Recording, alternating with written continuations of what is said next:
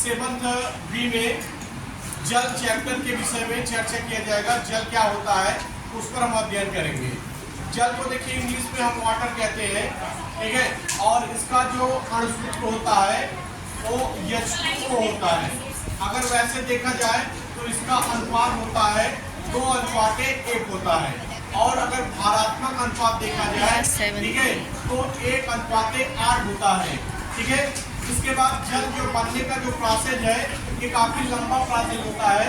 इसमें हाइड्रोजन जो होता है और ऑक्सीजन होता है। हाइड्रोजन तथा ऑक्सीजन जब आपस में क्रिया करते हैं तो ये बहुत मंद क्रिया है जिसके द्वारा जल का निर्माण होता है, और जल जो होता है वो H2O का निर्माण हो जाता है।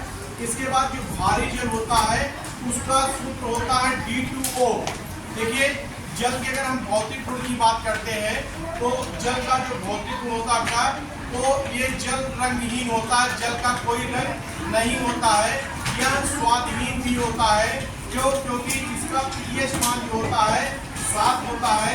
7 pH मान होने के कारण यह ना तो अम्लीय होता है और ना ही क्षारीय होता है, ठीक है। ये जो होते हैं आपके ये यूनिवर्सल साल्ट होता है, मतलब किसी भी पदार्थ को, ठीक है, लगभग ये मान चलिए कि 90% सभी पदार्थ जल में घुल जाते हैं, ठीक है। कुछ ही पदार्थ होते हैं जो जल में नहीं घुलते हैं।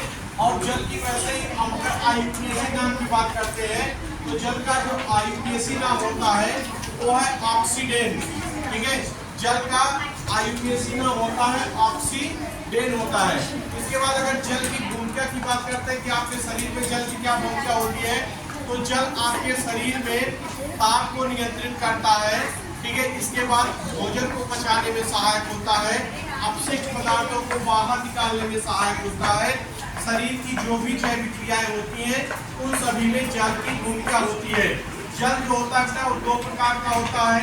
एक होता है कठोर जल होता है, दूसरा होता है आपका मृत जल होता है।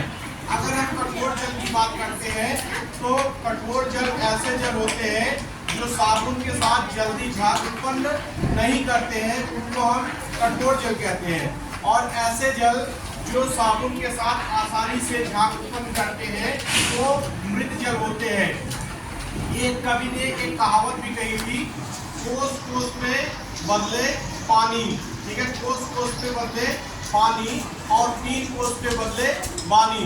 मतलब अगर आप एक स्थान पे अगर पानी पीते हैं, जैसे मान लीजिए आप इस विद्यालय में आप पानी पिए तो यहाँ से आप दूसरे कोस मतलब 3 किलोमीटर बाद पानी पीते हैं तो उसका स्वाद बदल जाता है। और अगर आप 9 कोस ये मतलब 3 कोस दूर जाते हैं, मतलब 9 किलोमीटर दूर जाते हैं, या मान के लिए कि तो किसी दूसरे स्थान पर आप जाते हैं तो वहाँ की पानी भी चेंज होता आती है।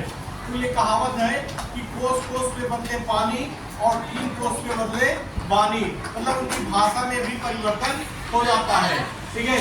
जल का भी अनेक प्रकार का आपने को उपयोग बताया गया, आपके शरीर में भी बताया गया, ठीक है।